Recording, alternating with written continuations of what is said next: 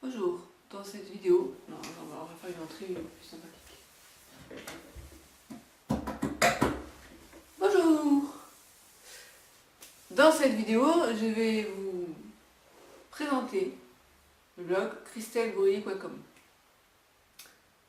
Alors, je vais sûrement publier cette vidéo sur la chaîne YouTube La Cèpe sans tabou. Et la chaîne YouTube correspond à la fois au blog lacepsantabou.fr et christelbrouillet.com. Et donc dans cette vidéo, je vais vous présenter ce que je souhaite aborder sur le blog Christelbrouillet. C'est moi.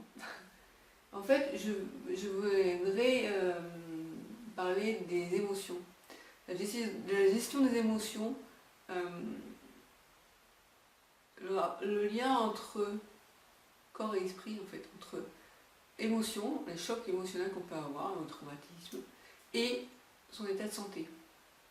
Moi, je suis convaincue que les abus que j'ai vécus enfant ont déclenché la sclérose en plaques. Je ne dis pas que c'est ça qui est la cause unique, mais sûrement ça a été le fait générateur. Parce que ma fatigue chronique est apparue à 12 ans, après le décès de mon grand-père. Bref. Je ne vais pas raconter à nouveau mon histoire, mais juste dire que j'ai trouvé des preuves, des documents scientifiques qui établissent que les victimes d'abus sexuels peuvent justement connaître des maladies chroniques en lien avec ce qu'elles ont subi, et notamment des maladies telles que la sclérose en plaques. Voilà, et ça m'a donné l'idée, finalement, l'envie, même pas l'idée, l'envie d'étudier la question plus à fond. C'est-à-dire en fait de vraiment bien me renseigner sur les émotions, comment gérer ces émotions, comment finalement traiter des émotions refoulées, et est-ce que si on a pu provoquer une maladie telle que la sclérose en plaques, on ne pourrait pas revenir en arrière et réparer un petit peu, pas forcément, je ne dis pas guérir, mais au moins réparer un peu. Et en fait, je suis, comment je pourrais dire ça, j'ai quelqu'un qui me suit plutôt, il s'appelle Maxime, du blog Heureux dans sa vie. Donc j'ai suivi déjà des coachings communs où j'ai parlé des émotions, que j'ai des différents moments dans ma vie où il y a vraiment des chocs émotionnels, et il m'aide via la méditation ou via l'hypnose ou les différentes techniques pour arriver à j'allais dire faire ressortir ces anciennes émotions qui ont été étouffées, on va dire, mais qui sont encore en soi, on peut encore à nouveau arriver à ressentir, pour arriver à apaiser en fait tout ça. Et c'est assez puissant. Moi finalement je réponds assez bien.